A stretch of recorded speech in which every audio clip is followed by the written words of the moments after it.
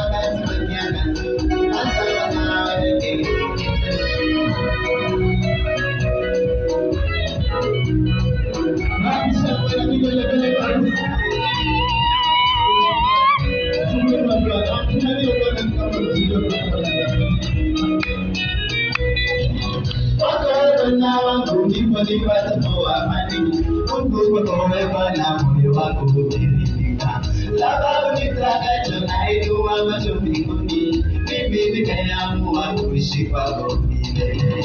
Kwako Bwana wangu ndipo nipatapo amani, huku kwako Bwana moyo wangu umeridhika. Sababu nitakacho nainua macho mbinguni, mimi nimeamua kuishi kwako milele.